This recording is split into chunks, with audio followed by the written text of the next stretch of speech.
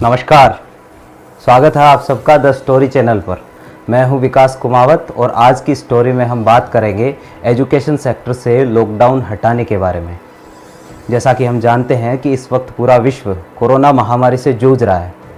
ऐसे में सरकार ने लॉकडाउन को चौथी बार एक्सटेंड किया है और अर्थव्यवस्था को आगे बढ़ाने के लिए लॉकडाउन में बहुत सी रियायतें भी दी गई है। लेकिन इन रियायतों में एक ऐसा क्षेत्र है जिसके बारे में अभी तक सरकार ने कोई गाइडलाइन जारी नहीं की है। यह क्षेत्र है शिक्षा का। अभी एजुकेशन सेक्टर को लेकर हम सब के मन में एक ही सवाल आ रहा है कि स्कूल कॉलेज आखिर कब खुलेंगे और सरकार इसको लेकर क्या गाइडलाइन जारी करेगी। इस सवाल का जवाब जानने के लिए एक नज़र उन देशों की तरफ डालते हैं जो कोरोना से लड़ चुके हैं और जहां कोरोना के कुछ ही केस बचे हैं और संक्रमण के नए मामले भी सामने नहीं आ रहे हैं, और जहां स्कूल कॉलेज खोलने के लिए सरकार ने गाइडलाइन भी जारी कर दी है। यूनेस्को के अनुसार कोरोना वायरस के कारण 186 देशों की 90% स्टूडेंट्स जनसंख्या वाले सारे स्कूल या तो आंशिक रूप से या पूरी तरह से बंद कर दिए गए हैं। आप झरोके पर एक नज़र डालिए 25 फरवरी को, जहां पूरी दुनिया में 0.3 बिलियन छात्रों की पढ़ाई प्रभावित हुई, वहीं अगले एक महीने में यह आंकड़ा लगभग 5 गुना हो गया। लेकिन अब कुछ देशों जैसे जापान, डेनमार्क और चीन अपने स्कूलों को वापस खोल रहे हैं। यहाँ कोरोना के क्या हालात हैं? जापान में अब तक लगभग 16,500 केस सामने आ चुके हैं, वहीं लगभग 14,000 लोग ठीक हो चुके हैं और मौतें हुई है 880। जबकि डेनमार्क में करीब 11,400 मामले सामने आ चुके हैं और इनमें से 10,000 के करीब लोग रिकवर कर चुके हैं। यहाँ मौतें हुई है 563। यहाँ आंकड़ा याद रखिएगा, क्योंकि इन देशों की समीक्षा करने के बाद हम भारत के आंकड़ों की तरफ गौर करेंगे। और जापान और डेनमार्क, जहाँ 70 से 90% लोग रिकवरी के बाद अपने स्कूल कॉलेज खोलने जा रहे हैं, लेकिन कुछ गाइडलाइन के साथ। क्या है ये गाइडलाइन? क्लासरूम की खिड़कियाँ वेंटिलेशन के लिए खुली रहें। हर स्टूडेंट का बॉडी टेम्परेचर रोज़ाना चेक किया जाए।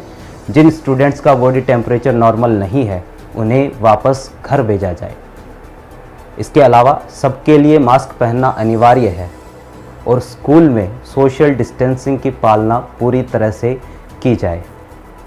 स्कूल खोलने के नियम शहर में वर्तमान कोरोना की स्थिति पर भी निर्भर करती है। डेनमार्क ने तो 15 अप्रैल को ही स्कूल खोलने की घोषणा कर दी थी और ऐसा करने वाला वह पहला यूरोपियन देश था। यहाँ के स्कूलों को गाइडलाइन के अनुसार 2 डेस्क के बीच में कम से कम 6 फीट की दूरी रखना अनिवार्य है। ऐसे ही नॉर्वे ने प्राइमरी स्कूल के लिए एक क्लास में अधिकतम 15 स्टूडेंट बैठाने की ही अनुमति दी है। कुछ ऐसे ही नियम इजराइल ने भी अपनी स्कूलों के लिए बनाए हैं। चीन और ताइवान में तो हर डेस्क पर प्रोटेक्टिव सीट लगाना भी अनिवार्य है, जैसा कि आप फोटो में देख रहे हैं। ये सारे वो देश हैं जहां संक्रमण के नए मामले बहुत कम आ रहे हैं और लोग बहुत तेज़ी से रिकवर कर रहे हैं। अब बात करते हैं भारत की। तो यहाँ संक्रमण के कुल मामले हैं लगभग 1,66,000, जिनमें से लगभग 71,000 लोग ठीक हो चुके हैं और मरने वालों का आंकड़ा है 4,703। यहाँ आपको बता दें कि ये आंकड़े सरकार के नए नियमों के अनुसार है। बाकी असल में सक्रिय मामलों की संख्या इससे कई ज़्यादा है और लगभग 6 से 7 हज़ार केस रोज़ सामने आ रहे हैं। ऐसे में स्कूल और कॉलेज खोलने के लिए क्या हमारी सरकारें तैयार है? यहाँ कुछ तथ्यों के बारे में बात करेंगे। यूनियन बजट 2020 में एजुकेशन सेक्टर के लिए लगभग 94,000 करोड़ रुपए दिए गए, जो कि सरकार के अनुसार पिछले बजट से 5% ज़्यादा है।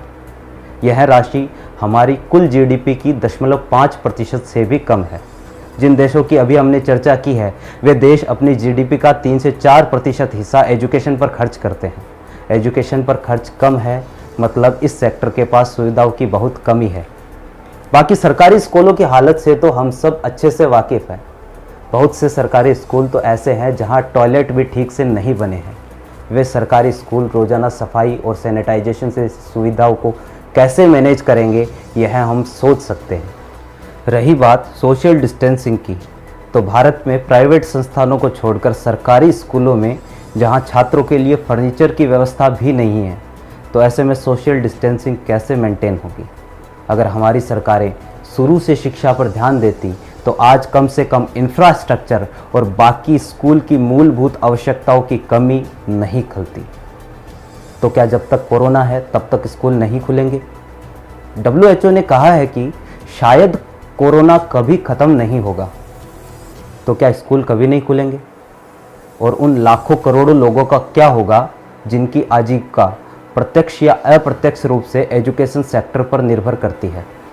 एक रिपोर्ट के अनुसार सरकार 15 जुलाई से पहले स्कूलों के लिए गाइडलाइन जारी करेगी। लेकिन क्या हमारे स्कूल उन नियमों की पालना करने के लिए पूरी तरह से तैयार है? ऐसे में सरकार को एजुकेशन सेक्टर के लिए एक विशेष पैकेज उपलब्ध करवाना चाहिए और स्कूल खुलने से पहले स्कूलों में आवश्यक सुविधाएं उपलब्ध करवानी चाहिए। लेकिन 20 लाख करोड़ में तो कहीं इसका जिक्र नहीं हुआ। तो शिक्षा को लेकर सरकार ने क्या तैयारियां की है, यह तो आने वाला वक्त ही बताएगा। जहां रोज संक्रमण के 6 से 7 हज़ार मामले सामने आ रहे हैं, तो पहले तो संक्रमण के नए मामलों की बढ़ोतरी में कमी लानी होगी, अर्थात कोरोना पर काबू पाना होगा। क्योंकि स्कूल और कॉलेज पब्लिक गैदरिंग वाले बड़े स्थान है, ऐसे में कोरोना पर काबू पाने के बाद ही स्कूल और कॉलेज पहले की तरह खुल पाएंगे। उससे पहले हो सकता है कि सरकार रोज 50% या 30% छात्रों के साथ स्कूल खोलने की अनुमति दे दे। लेकिन ऐसे में भी नियमों की पालना ठीक से होनी चाहिए। अब देखना यह है कि जैसे बाकी देशों ने 70 से 90% मामले ठीक होने के बाद स्कूल खोलने के लिए अनुमति दी है, तो क्या हमारी सरकार भी 70 से 90% लोगों के ठीक होने के बाद ही यह गाइडलाइन जारी करेगी? जरा सोचिए, इसमें कितना वक्त लग सकता है। क्योंकि अभी संक्रमण के रोज 6 से 7 हज़ार मामले सामने आ रहे हैं।